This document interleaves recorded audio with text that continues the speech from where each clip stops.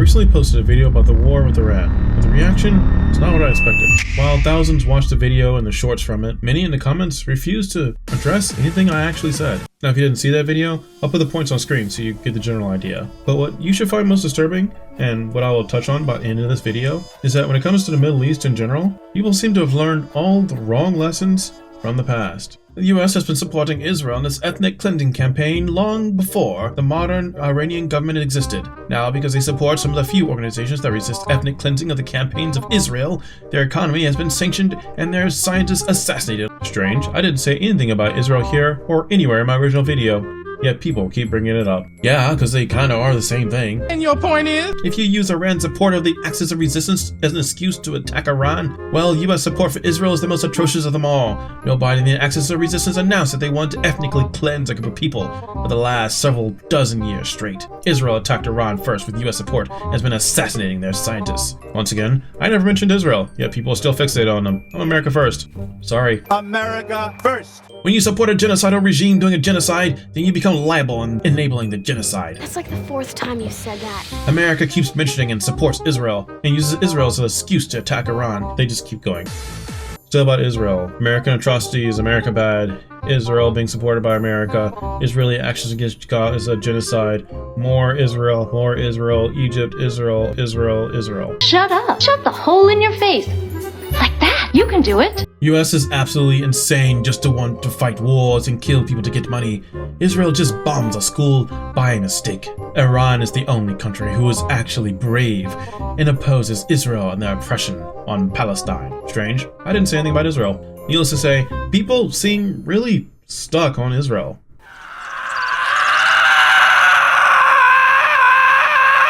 Yeah, being number one for the Zionist Israel to use to fight wars, that doesn't benefit America. Mexico is more of a threat to America than any so-called enemy of Israel. Oh my gosh. Who cares about Israel? Literally, why are we talking about Israel still? This nonsense and ignorance. Jealous of my handsome looks, I see.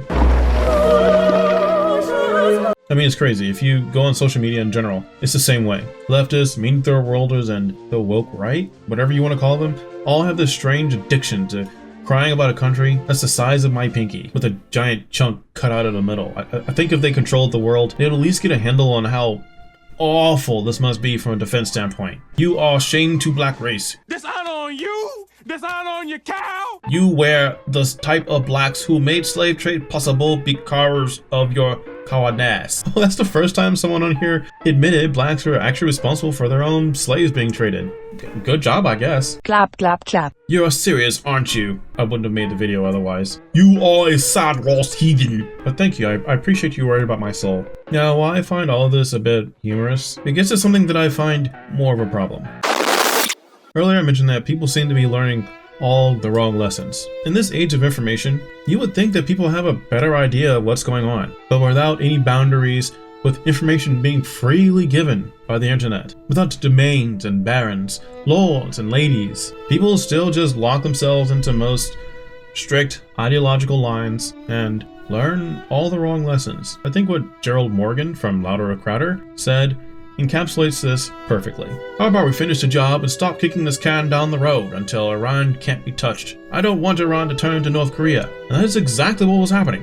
Yes, this. Precisely. North Korea, and by extension, China, is a prime example of what happens when good people decide not to fix a problem. In the Korean War, we didn't want to defeat the communists completely, and instead left half the Korean peninsula under communist rule. As a result, North Korea has had decades to create essentially a prison state where millions suffer under authoritarianism and starvation. And there's nothing we can do about it, except somehow hope it collapses under its own weight one day. And at the end of World War II, guess what? We didn't want to defeat the communists completely there either. And instead we abandoned Chiang Kai-shek in his fight against communist China, leading to China becoming what it is now.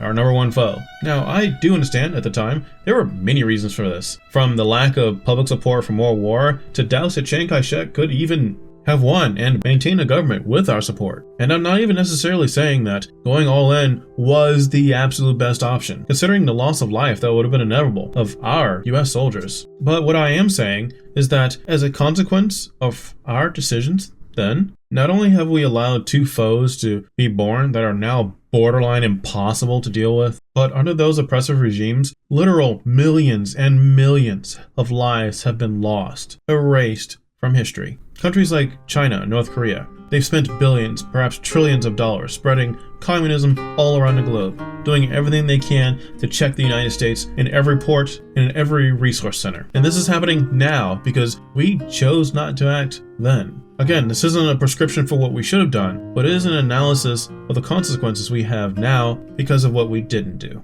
And looking back at that, ignoring that problem didn't make them go away. And the United States now has the unique opportunity to prevent that from happening also with Iran, to prevent them from becoming a nuclear power, bristling with an impossible number of ICBMs and ballistic missiles that your children and your children's children would have to deal with. Not to mention getting rid of Iran, or at least weakening them, makes them no longer a useful ally of Russia and China. That is freedom. Understanding the cost and balancing it against a future where more lives, American lives, could be lost, and saying, no, this is not acceptable. I will not doom my children and their children to a worse fate simply because we have become so terrified of every war becoming another Iraq or another Afghanistan. We as a generation must take the risks necessary to make the future a better place. That means acting with reason, principle, and a proper vision oriented towards the future. It is my opinion that invading Iran now was necessary to prevent that country from becoming a problem borderline unsolvable in the future. And note, I didn't say a thing about Israel. But anyway, those are just my thoughts. Should we have waited until Iran directly attacked Americans again? Or is Trump right to invade for the reasons that I gave in this video and the previous one? Let me know what you think in the comment section down below, and I'll see you again next time. Bye!